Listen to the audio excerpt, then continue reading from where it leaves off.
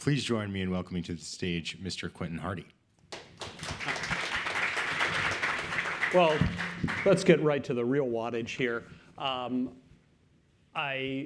We have a lot to cover today because Niall Ferguson has written very interesting books about networks and power, something of interest to more than a few people in this room, I'm sure, inherently, and considering current events, which we will touch on towards the end of our talk. Let's go about 40 minutes, and then please, if you have any questions, come to the mic, bring them up. It's great if it's interactive.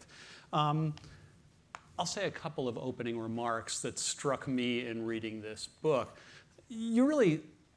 What you take from it more than anything, and we should talk about this as well, is how much you learn about the present by looking carefully at the past, and how important it is, even in building cutting-edge technology, to have with you the lessons of the past and a grounding in previous experiences and human events. Because one thing you can say about the future is it's going to show up consisting 99% of the past.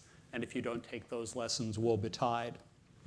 Now, the question becomes quickly, how does one look at the past from the kind of relationships that we're seeing in traditional histories, those of hierarchies of power, the kings and their armies? That was one way, but it's become a very insufficient means of analysis. And we quickly moved through Marxist histories, focusing on social and economic strata that became particularly apparent as work standardized and wealth grew in the Industrial Revolution. And it became very much a standard means of analysis of the world. More recently, hidden social histories of feminist and marginalized groups, which tend to be stories of repression and resistance and overcoming, reflect the growing empowerment of these groups and their getting a voice in the world and their own efforts to recapture these stories and place them in a proper context of human experience. Then we come more recently to science-enamored areas like big history, which look at people as a biological event within the existence of the universe, or cliodynamics, which attempts to make history as predictive as a Google search. Explaining our fates through the prisms of geography or disease or its ecosystem influences is another popular means of analysis at this point. In most of these cases, though, you tend to have systems focusing on the primacy of conflict and power relationships, usually in fairly stark terms. Our guest today, Niall Ferguson, has become interested in a somewhat different and very timely approach to historical analysis. Professor Ferguson is the author of 16 books and currently Milbank Family Senior Fellow at the Hoover Institution. He wanted to examine history through the prism of human networks, which is to say, lattices of understanding and information and, yes, power, along with the primacy of key nodes and the connections and influence that cause some networks to succeed over others. As he himself says in his new book, The Square and the Tower, this is not an either-or way of approaching history. Traditional and non-hierarchical and non-traditional hierarchies, or towers in this context, are also social networks, the squares in which people exchange information and relationships. And successful networks often take on aspects of their time's systems of power. But his network-based analysis of history focuses on distinctive ways that information was shared, often towards a particular end. The book looks at this in the time of Luther, the Republic of Letters, in the rise of European nationalism, Enlightenment, and in several other examples, many of them more recent.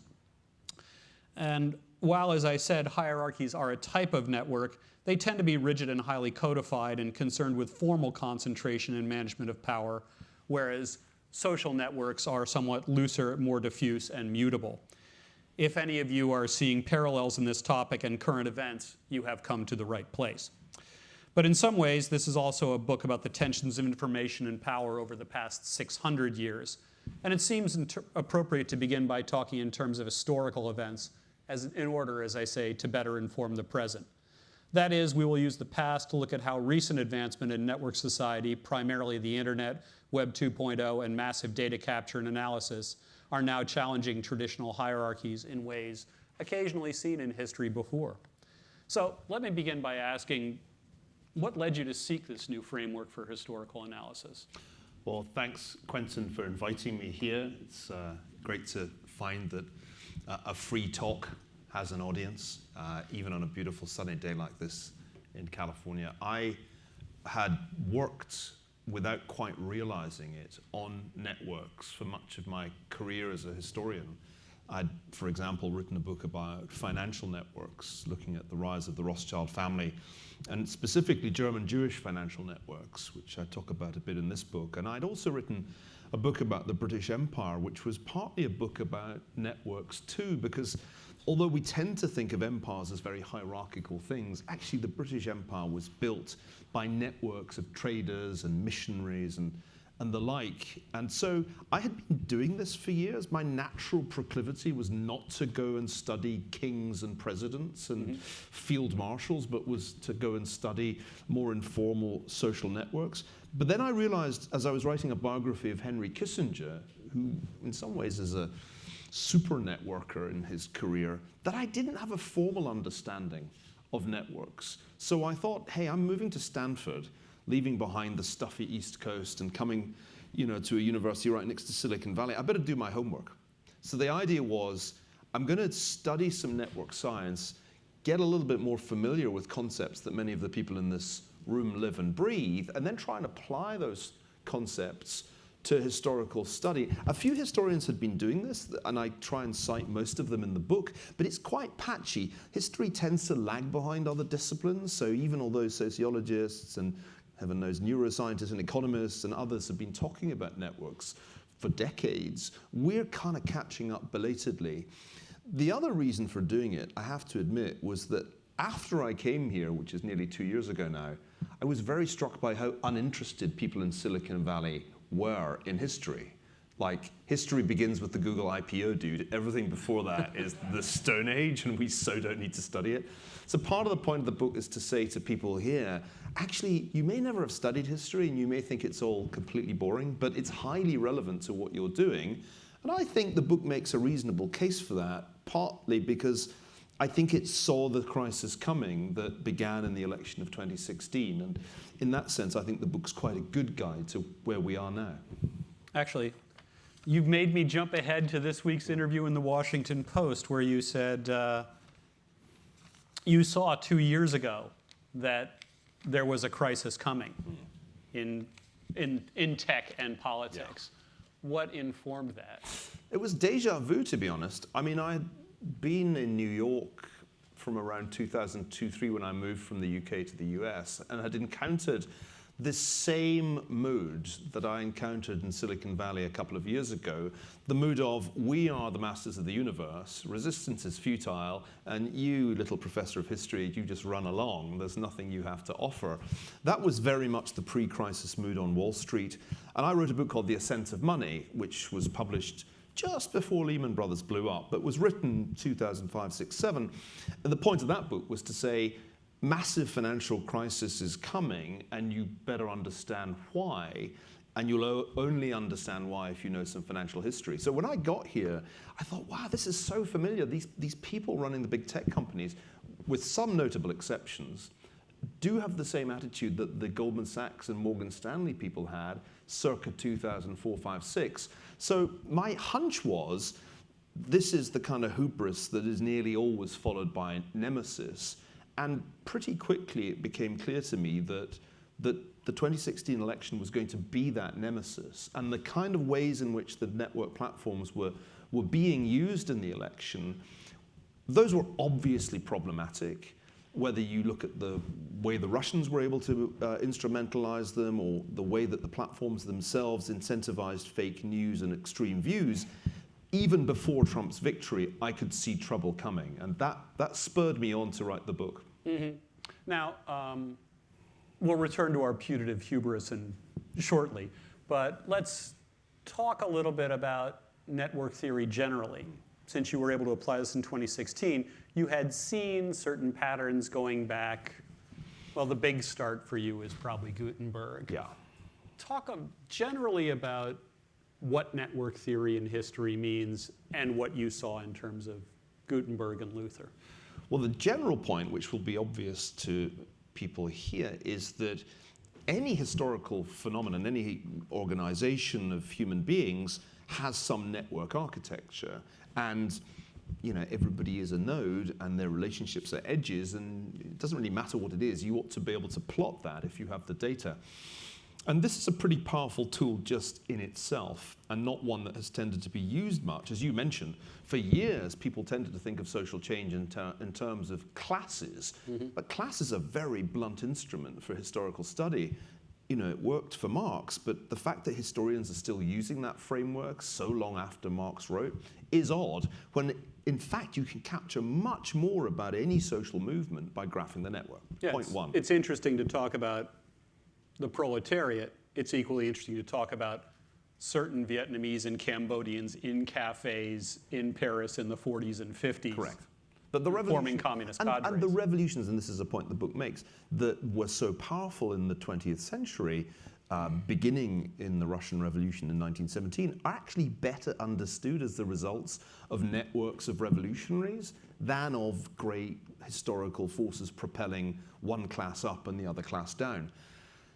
The big insight for me came from a paper published by a guy named Dittmar, who was working at the London School of Economics. And Dittmar's paper, which I cite in the book, says, if we compare the impact of the personal computer and the internet on the late 20th century, early 21st century, with the impact of the printing press on Europe in the 16th and 17th century, there are some striking similarities. And he has a couple of great charts which I reproduced showing that the impact of the printing press on the price of content and the volume of content is comparable in its size and shape to the impact of the personal computer and the internet. The big difference, and there are a whole bunch, but the big one is it happens faster in our time, roughly an order of magnitude faster. But the same processes seem to be at work. And so the key analogy in the book is that if you want to find a time like our own time, it's much better to go back to that period 500 years ago than to expect to find good analogies in, say, the 19th and 20th century.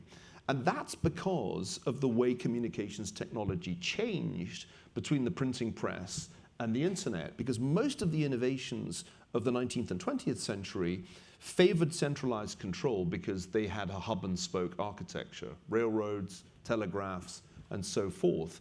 And so there's this period where hierarchical structures are very powerful and distributed network structures are very weak. And that period is the 19th and 20th century. And most people, if they study any history, in my experience, have studied the 20th century. They know the 1930s.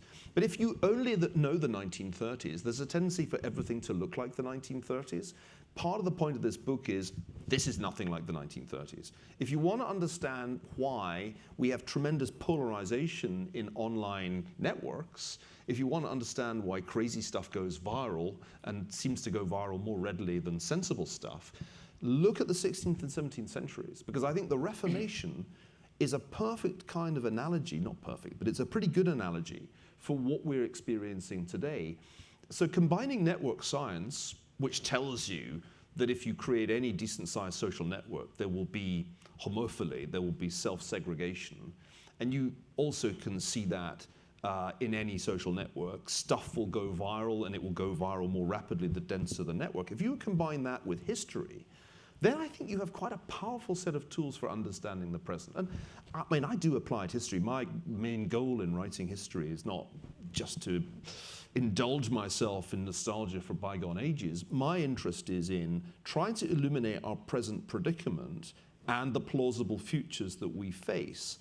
And I found that applying this combination of network science and history is a pretty good way of thinking about where we are. And it hasn't proved unsuccessful in anticipating the crisis that we now find ourselves in.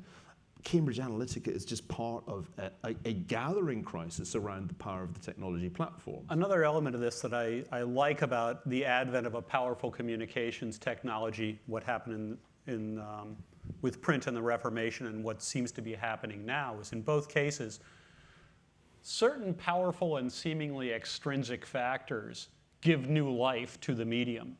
The printing press comes along just as Constantinople falls, flooding Europe with all these texts. which people want to translate. Just as the bourgeoisie are rising and being able to read in your vernacular is an interesting thing, not so long after the New World is discovered. So there's all this stuff to read about all these voyages, which also creates an industry in piracy. Right. Not sea piracy, but book piracy. Yeah. Columbus's narrative of his travels appear in 10 different versions around Europe within a year. Everybody's just wild to read this. So the act of reading becomes important at a whole new level. Absolutely. And the church tries to control information in a new way. The first book burning is 1510. It's too late. Yeah. They don't understand, like, you can't keep up with the velocity here. And the last step is Luther, the first best-selling author, 1519. Right. 5,000 copies in a year. Oh my God, what a home run. Doesn't sound like much, but Well, it was enormous by the standards of the time. Fast forward to today, where you've got technology, and in particular the internet, coming around just as the Berlin Wall falls. Free markets appear to be triumphant as a global dominant idea. You get, into this very peculiar space of Fukuyama's history ending, but that's a different story. And the idea of individual empowerment arising. World War II ends, and 180 countries are created, and they all get sovereignty. So you've got these new ideas about how the world ought to work, combined with these very, very rapid new forms of information sharing and information consumption in both cases. Now, that's really interesting.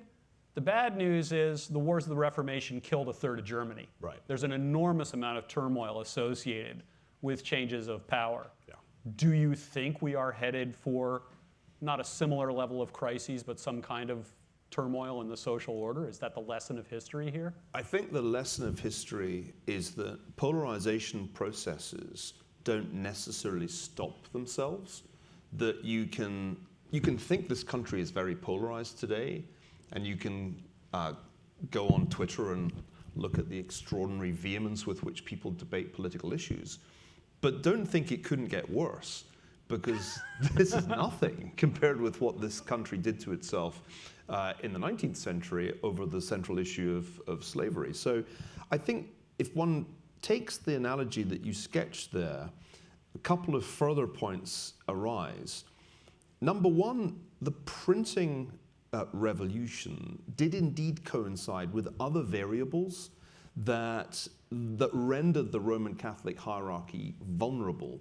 You mentioned an important point. There's not much intellectual property right protection in 16th and 17th century printing. It's a super distributed network with each printer really doing his own thing in each German town. So it's kind of early internet rather than current internet, this network. But what's very striking is that in both cases, people are optimistic about what the new technology will do. So Luther himself thinks that the printing press will really help improve Christianity because everybody's going to be able to read the Bible in the vernacular and have a direct relationship with God. And the priesthood of all believers will be possible. So it's a little bit like the optimists about the internet in the 1990s saying ad nauseam, if everybody is connected, then everything will be awesome. And this has been said in multiple ways. John Perry Barlow said it in the 90s with his declaration of the independence of cyberspace, and Mark Zuckerberg has said it repeatedly until relatively recently. We're building a global community, we'll solve all the world's problems and everything will be awesome. So, you start out with the technology and it just seems intuitively, this has to be good. And then what do you find? Well, in the 16th century, as you mentioned, very quickly, the new technology allows severe polarization to happen. And those in the tower want to reassert themselves. And the tower says, whoa, whoa, whoa, stop all this. People like me from Northern Europe say to Luther, you're absolutely right, but you haven't gone nearly far enough. You need to meet Calvin. And then the people in Southern Europe go, you are all heretics, and we are going to burn your ass as well as your books. And so the whole thing escalates into 130 years of extraordinary bloodshed that culminate in the 30 Years' War. When I look at where we are now, I worry that we've created engines of polarization online. And it ain't just Facebook, it ain't just Twitter, it's YouTube, and you know it. And the problem is that they're designed to polarize. They're designed to move people along the spectrum from more moderate to more extreme opinions. Tools are neutral, Neil. They are not designed. This wasn't meant to happen, but nor was Martin Luther setting out to start 130 years of religious war. That was not the plan. Fair. The only law in history is the law of unintended consequences. And here we, I think, need to be quite careful, because what worries me in the current climate is that what is already verbal violence may not stop there, because there is a history of crossing from the verbal to the actual. The American Civil War was prefigured by roughly 20 years of ferocious debate on the whole gamut of issues, from slavery itself to states' rights to the nature of racial difference. It's only towards the end of this process that actual violence begins. Or take another good example. Islam is the religion that's been most affected by the internet. I don't think anybody would have predicted that at the outset, but that's what happened. Yeah. And it's because the internet coincided with two great waves of fundamentalism in the Sunni and Shia worlds, circa 1979, just as the internet's getting going.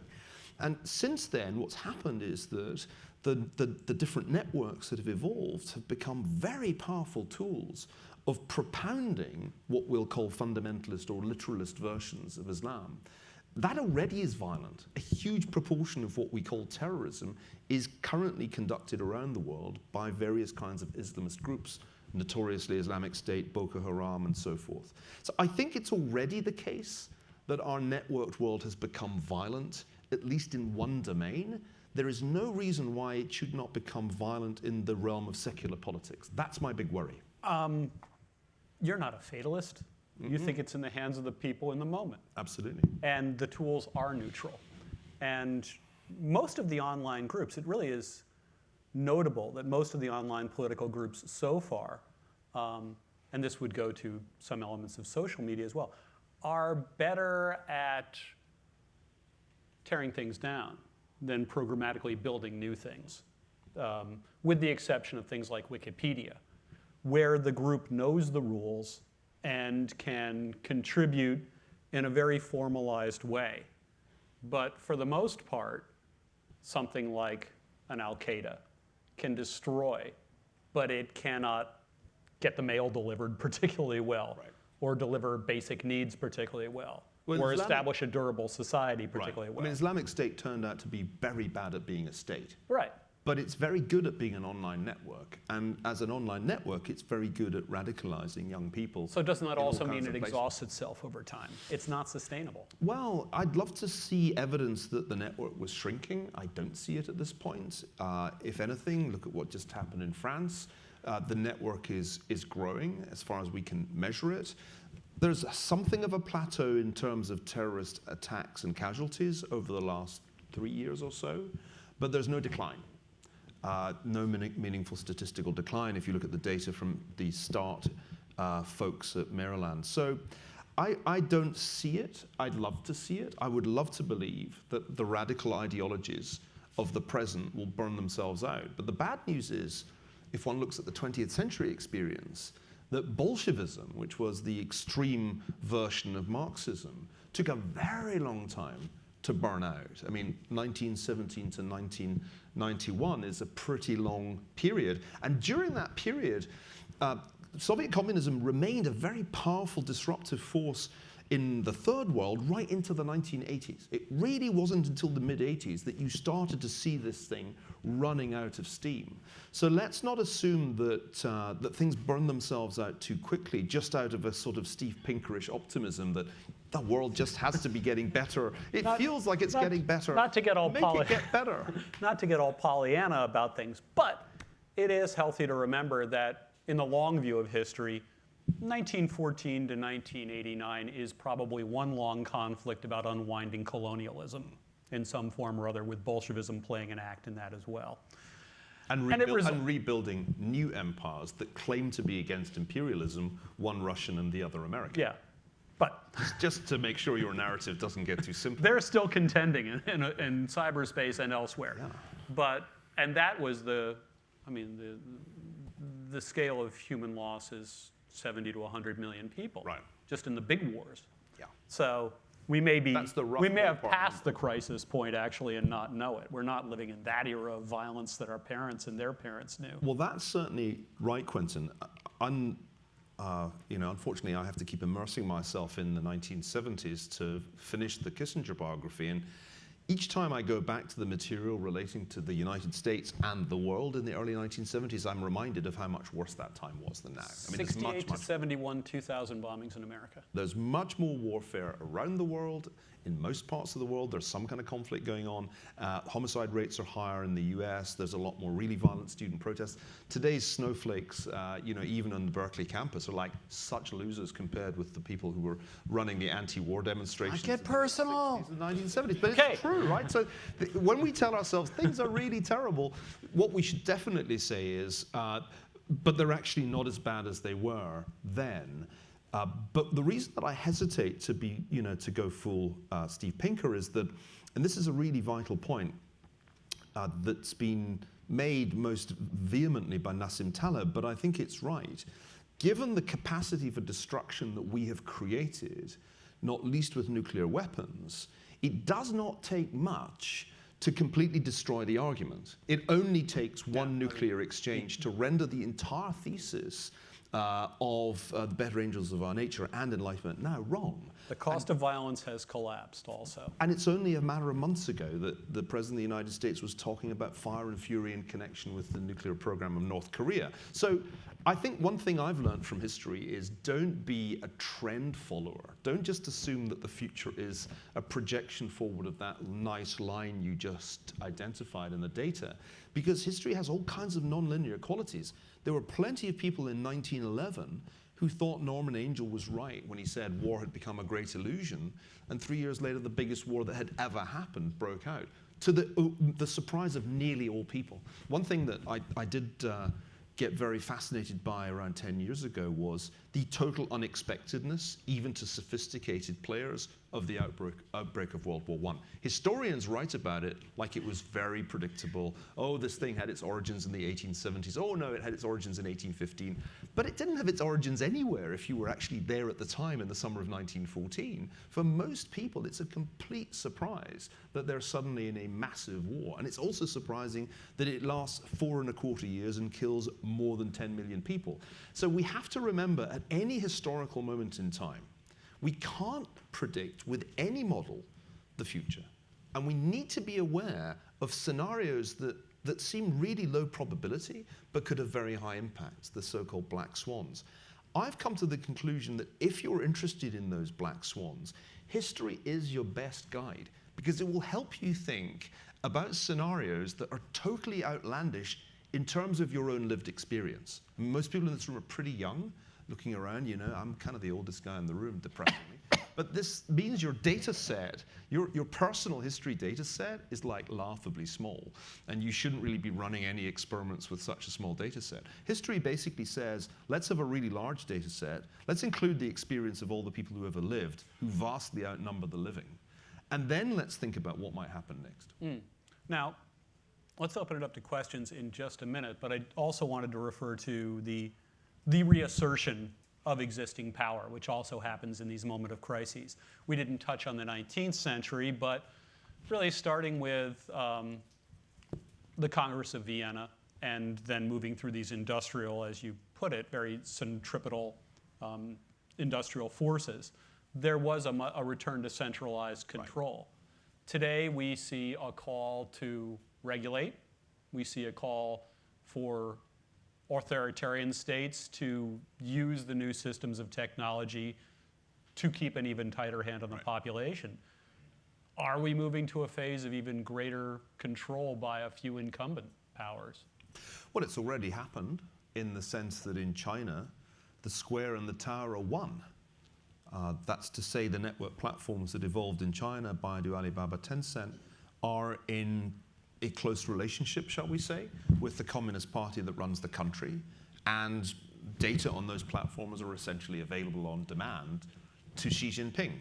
So we already have an answer to that question for a really large proportion of humanity.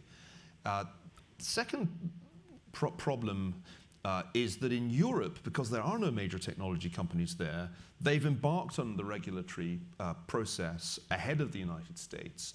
And the future of tech companies in Europe is higher taxation, tighter regulation, and hefty fines. And the responsibilities being put on tech companies for, in effect, censorship. You know, if you let hate speech be on the platform for any period of time, we're going to clobber you.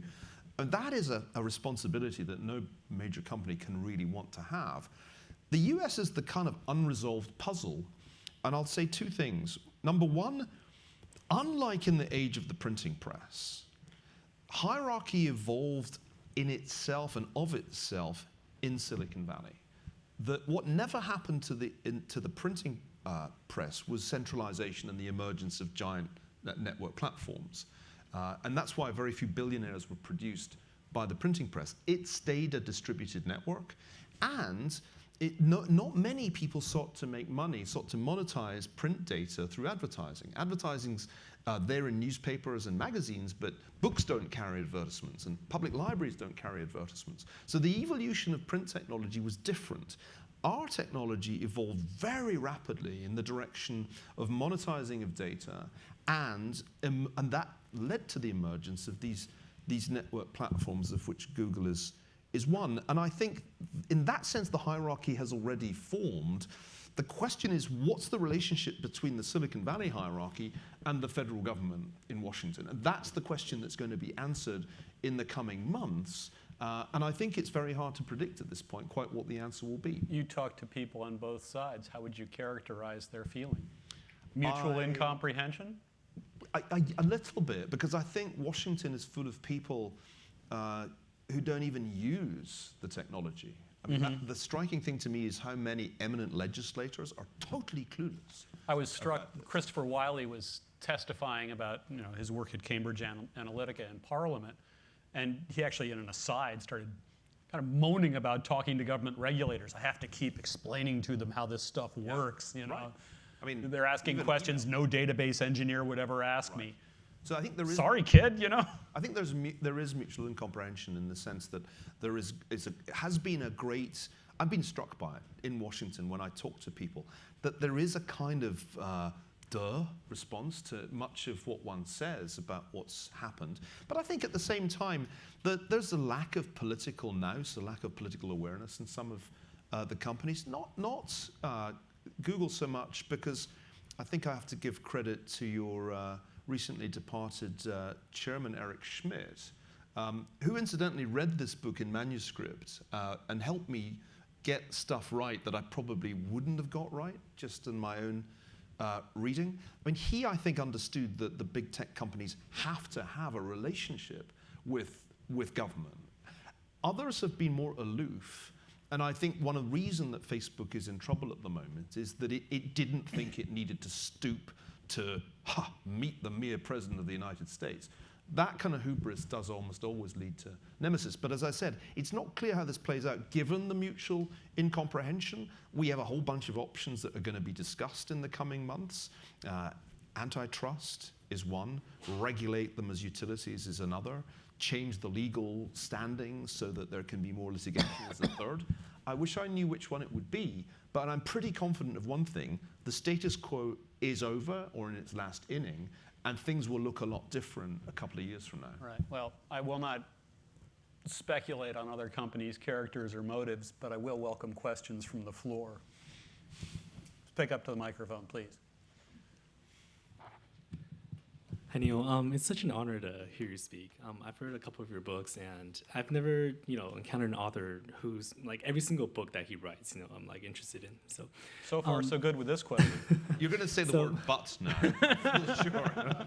So I have two questions. One is, I think it's really ironic that now that information is so easily disseminated, right, and everything's so distributed that, you see the banking elites have more power than ever. Right, with the establishment of the European Union, we're talking about one world currency now and things like that. So using your framework of networking and power hierarchy, do you predict any future trends that you see? Like, do you continue to see the global elites, having more power and complete domination of humanity? Or do you see maybe something like blockchain technology, cryptocurrency something distributed finally, taking them down, right? So that's my first question.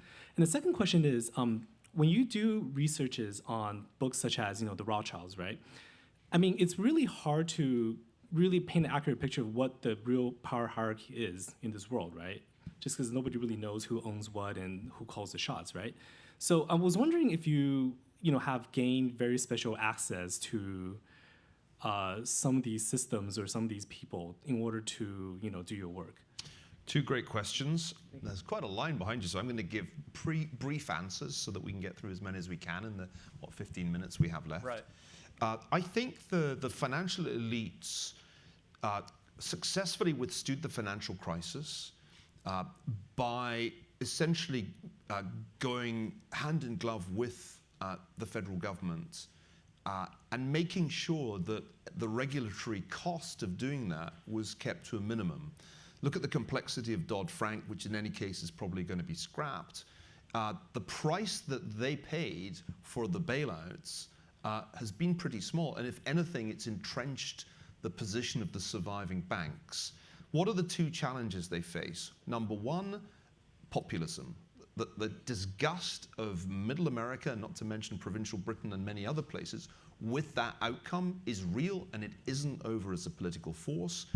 Number two, I think, and this goes to the blockchain point, that they still haven't really got a handle on what could be the next financial revolution. The disparaging remarks of certain bankers I'll not name about Bitcoin, it's tulip mania, I can't take this seriously, betrayed, I think, some ignorance as well as some fear. So I think there is a challenge. I think blockchain is a real potentially disruptive technology. I hate to overuse the word disruptive, but I think it does at least have the promise of some re-decentralization of the internet. But it's very early days, and my hunch is that the use case that matters is not money. And we'll look back and say, do you remember all that nonsense about cryptocurrency? We should have realized that blockchain wouldn't really provide a new form of money. Finally, you can't write a history of an institution like the Rothschild banks without access to the archives. And I did get that access at a time when it was quite restricted. It's now pretty open. Since my book was published in the 90s. Now scholars can go to the Rothschild archive in London and have pretty much unlimited access to what is there. And my view is that that's a very good thing, because this was a powerful, important institution, probably more powerful than any financial institution today in the 19th century, but its power has been exaggerated often by conspiracy theorists. And it's very healthy to let the daylight of serious scholarship in and show that they had power, but not the kind of power that the anti-Semites used to claim. I'll just footnote what he said quickly about blockchain. I think symbolically and psychologically it's certainly interesting because the dominant power form is the nation state. And it likes to express itself in controlling violence, in printing money, and in printing stamps, which are all statements about where the border ends, right? The police go to here. If we have to go past the border, we go to the army. A stamp costs this much. If you go past the border, it costs more. This currency is good to here. You need somebody else's currency past that. And email has pretty much hollowed out the need for stamps. I think state control of violence is still its own thing, although there are these insurgent groups doing their thing. And blockchain is attacking currency on a transnational basis. So that these things are presented in a way that seem like a threat to the nation state, the dominant form, is provocative. Next question. Thanks for coming, Neil. Recently, I watched on YouTube a phenomenal debate you had about a year ago with Fareed Zakaria at the Monk debates on the end of the liberal world order, which was the proposition you supported. Want to understand, is that something you still agree with today? And in particular, what does your research on networks inform about that possibility? Yeah, I lost the debate, as those of you who watch it will see. But imagine trying to say that the liberal international order is doomed in Toronto, where everybody thinks that they're liberal, international, and orderly. So I never had a chance in that fight. But of course, I've been entirely right in terms of what subsequently happened, because here we are in a trade war between the biggest economies in the world, the US and China. And it's real, and it's serious, and it could escalate. I think there's no question that the high tide of free trade is behind us. the high tide of very free migration is behind us, and the high tide of very free capital movements is behind us. So my argument then that globalization overreached and that the backlash against it is going to dial it back, I would stand by. And I think that one shouldn't freak out about this, because it doesn't mean the end of trade and the end of migration and the end of free capital movement. It just, I think, involves a dialing back of those things. They had overshot in so many ways. So I don't, I don't look back and say, when I think about that debate, I was so wrong, dear Fareed, I take it all back. Actually, I'm going to write him an email saying, I was right. Where's my damn apology? Can we rerun the debate? I want a rematch. Hi, Neil. I watched a previous talk that you gave about networks and hierarchies. I unfortunately haven't had a chance to read this book yet, although I've enjoyed your other ones. And in it, I believe, and I could be misunderstanding this, that you mentioned that a lot of times networks occur, they kind of come out of like left wing, and a lot of times hierarchies will come and then co-opt them. Right. And then the network will kind of cease to be, and they've kind of co-opted this. I'm curious if that's correct then, or you believe it to be. In this case, and you two already touched on this somewhat, it's a little bit different now in that there's these massive tech companies, right? It's not completely decentralized, as was before when we're talking about communication, the internet, what have you. I'm curious, in this sense, is the hierarchy that might come into co-opt this whole network, is this traditional governments, or is this the private sector in the form of Googles and what have you? Just curious. Yeah, this is very much the right way of thinking about it. The book argues that because social networks are complex systems with emergent properties, they can undergo phase transitions, they themselves can quite quickly go from a distributed architecture to a centralized architecture, all by themselves. But what commonly happens historically is that the revolutionary network ends up in some way being co-opted by the established hierarchy. It happened to Napoleon. I mean, he ends up saying, "Hey, can I be crowned emperor? I like the outfit." And so, most hierarchies, and if they are to survive, have to have the skill of absorbing the new network. And I think that's a fairly clear and recurrent theme of the book. In our own time, I think it's been an easy thing in China to simply take the square that formed in the big tech companies and say, seamlessly, you're going to be part of the party hierarchy. And the pyramidal structure of the Communist Party lends itself to that pretty well. I think in the case of the United States, it was happening. The National Security Agency was co-opting the tech companies, and then Snowden blew the whistle.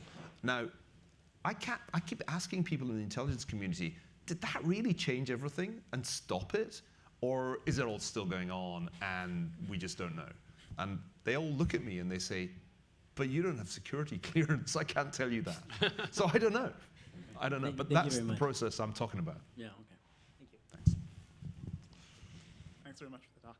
I really appreciate this notion that basically there are concepts that historians will use to reason about bodies of people. I guess you reference Marx and using class-based thinking, and ideally you would basically be able to look at network data and discover the communities of people that were most predictive of the outcomes that you cared about, and I guess there's a sense that historians could basically take those concepts and use those to reason and to make predictions and to build theory on top of, and ideally make sort of falsifiable theories. So I guess I wonder if you think there's actually promise there, if you think this can be grounded inside of the massive amount of data that we've been able to collect.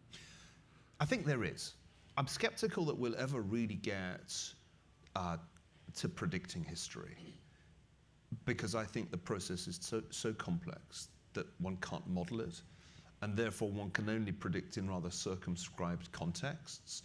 I mean, even predicting something very circumscribed, like what the economy will do next year, turns out to be super difficult. And as for politics, well, you remember the predictions of 2016 and how most people in the business of political prediction were wrong. What I would say is that if you take a thesis like Quentin proposed, that any radical ideological movement will at some point burn out, that I think you could really investigate using network science and history. it's fascinating to me that nobody has yet done a serious network-based analysis of either the communist revolution in Russia or the rise of Hitler. I know more about the latter because I started my career as a historian of interwar Germany. It is amazing that we still are explaining the rise of Hitler with the statistical techniques of the 1980s. Nobody has really taken any steps forward to understand that better. And one project I have at the moment at the Hoover Institution is to try to take data on the Nazi Party and the Nazi vote and understand this phenomenon as something that went viral, that was very pernicious indeed, and try to understand its dynamics. Now, obviously, and that would be one area where I would say in most historical analysis you'd have a data quality problem, but thank you, German bureaucrats. Right. It's a data-rich environment. We have very good data on this process. Now, the bad news is that the Nazi experiment wasn't left. Did I say bad news? The good news is that the Nazi experiment wasn't left to run its course. It was annihilated by massive aerial bombardment and ground forces. So we actually can never know how long the half-life of Nazism was, because it was destroyed by exogenous forces. But I think we can at least understand how it grew and the dynamics of its rise. With the Russian case, we have something more to go on, because although external pressures played a part, I suspect the truth of the Soviet collapse was that it was internal. So to make sure I understand, you're proposing that we think of Nazism as this meme that infects some body of people, and you can predict how far it will cascade across your social graph and what its length of time will be. Over time, it gathers you power, influence, and charisma. Yeah. Yeah, that's right. And I suppose as a function of tracking many other similar memes in the populations that we see today, or that we have similar data for. So there are people who work on this kind of problem in the recent past, like Nicholas Christakis, or Laszlo Barabasi. And my basic suggestion is we take these methods, which look at cascades, social and political contagion, and apply them to what was perhaps the biggest catastrophe of them all, that the most advanced society in Europe, that was Germany in the 1920s, produces the most disastrously murderous regime. I still think that's one of the big questions. And what's exciting about network science is that it gives us some new tools to work with to try to understand that process better. Will we get to the point that we can predict the course of comparable extremist movements? Probably not. But I think we'll understand a little bit better what to look for. And I'm excited by that prospect, because I think we have enough data to chart the course of the movement and understand what things accelerated that course. Why was it some places and not others that went for Hitler? Those sorts of questions seem to me to be ideally suited to this approach. That's right. Thanks much. How hard is our 1 o'clock stop? We can go. Okay, if you can take them, great. At some point, there's an editor in London, as we speak, sending desperate messages to me, like, are you nearly done? Where's my column? This is the day I write my column. But I'm having fun, so let's keep going. My phone's on silent. Okay, that's good.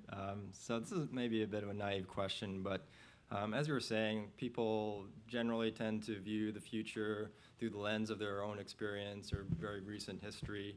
I mean, do you see in your study of history any evidence that the proclivity of humans to learn the lessons of history has increased over time, or are we just doomed to kind of repeat the same mistakes over and over again? Yeah, great historians have reflected on this problem. One of my favorite observations was A.J.P. Taylor's that men only learn from history how to make new mistakes. That kind of counsel of despair was quite common amongst the older generation of historians when I was an undergraduate. And I'm much more, I guess I'm more of a positivist. I think it's worth a try.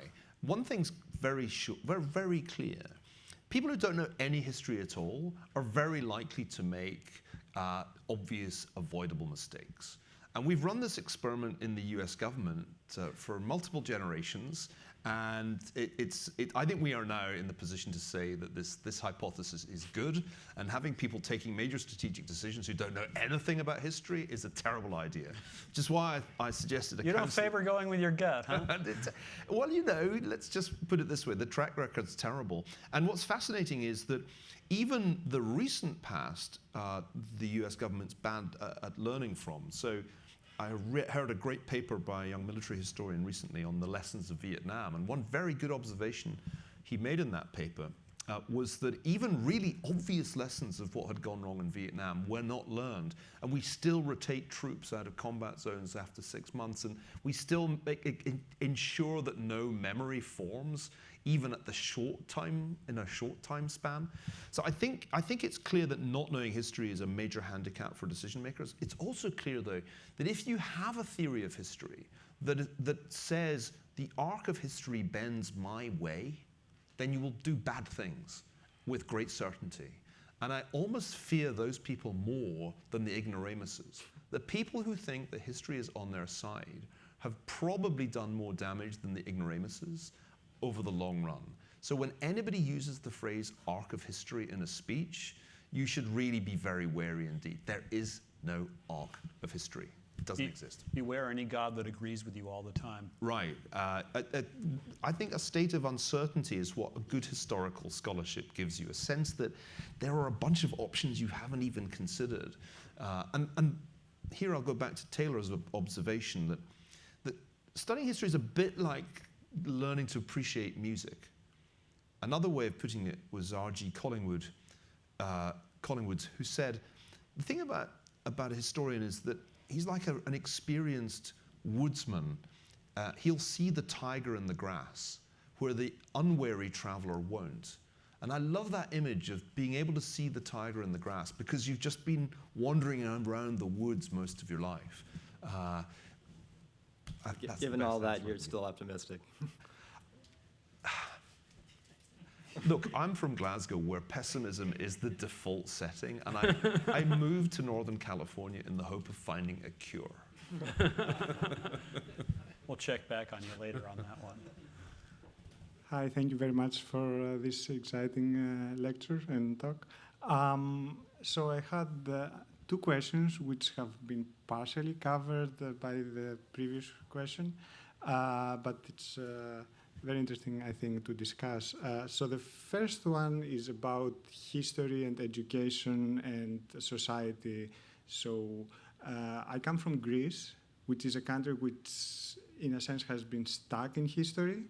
So everybody learns, ancient medieval history very well, new history also very well, but people also have similar short-sightedness and short memory, and they make the same mistakes that their parents did. So I think this we covered partially by saying that, it's also the establishment that makes sure that no memory is created and people don't really have this extra intellect to try to learn from history. And I would like to ask you as an educator how we could fix this. So that's my first question. The second question is about two things. So one is the parallel with the printing revolution, and the other is about optimism, pessimism, and skepticism. So these two remind me a lot of another book that has been recently released, the How to Fix the Future. I'm not sure if you have read that one by Andrew Keane. No, I haven't. So in there, similar concepts are discussed and how people are on the optimism side, technology will solve everything, we don't need to worry. On the pessimism side, it's going to destroy everything, AI will rule us all, will be exterminated and things like that. And then the maybe people in between will say that, no, we have history, we can study it, and we can see how to go to a good enough future for us, rather than, hope that things, or just, let things take their own route. So my question is, I would assume that you are more on the maybe category, and how probably do you see, networks of different actors forming and actually trying to go for the, create the future that would be the optimal for us? I'm conscious that at some point people have to get back to their desks, so I'll be brief. I think when it comes to teaching history, there needs to be a focus on the lessons of history. if one doesn't make that explicit in the classroom, then I think it's very easy for people to infer wrong assumptions about what they're studying. And so I'm pressing for history to be more explicit about the implications for the present of what you just studied. Because that too seldom is explicit, whether in high schools or in universities, whether in Greece, in Britain, or the United States. I haven't read How to Fix the Future. I think the first thing one should do is remember that there's no such thing as the future singular. There are multiple futures, and both the futures that you sketched there, the it'll all be awesome and we'll solve all problems future, the kind of singularity version, and the we're all doomed, it's going to be like a science fiction nightmare. I mean, both those are plausible futures. I don't know what probabilities you're going to attach to those futures, but the business, it seems to me, of applied history is to say there are a bunch of futures. We get to choose, we have agency, and the challenge here is to make sure that the techno-optimists don't build a future that turns out to have the unintended consequences that the pessimists feared. That's, I think, quite plausible, because I think that resembles closely past episodes. You don't set out to create weapons of mass destruction when you're doing the Industrial Revolution. Actually, the goal is to make cheap shirts. Let's make clothes cheap. That's really the Industrial Revolution. But it turns out to also make artillery vastly more destructive. And I think that's the main lesson I would take from my 25 or 30 years of historical study. There is a powerful law of unintended consequences. And those people who are too optimistic, too confident about what it is that they are doing, those people who really believe the arc of history is bending their way and it will solve all problems and everything will be awesome, those people often are the ones who produce the most destructive technologies without meaning to. At the risk of skirting banality, the future is what we collectively will do today. Right. And likewise, what we collectively will do today will always recast the past. And there people will be are data, but we will read it differently. Everybody is acting on the basis of an implicit or explicit historical model of how the world works. There are just those people who know that they're doing applied history and those who are unaware that they're doing it. But nobody doesn't have some theory in their head of how the world works and how their actions are likely to influence their futures. And that seems to me to be part of the point here. One's trying to get people out of bad models of thinking about the world. I mean, the bad model that says, well, it's Allah's will, it's God's will. There's nothing much I can do about it. And when it all goes wrong, it's probably the fault of the Jews. I mean, that is not a great way of thinking about the world. But we've run that experiment a few times, You'd be amazed how many people think about the world this way. One can find them online, including on YouTube. Thank you very much. My dude. I need another hour. All right. Well, thank you, Quentin. Thank you, Neil. Thank you, everyone, for coming. Let's give them a round of applause.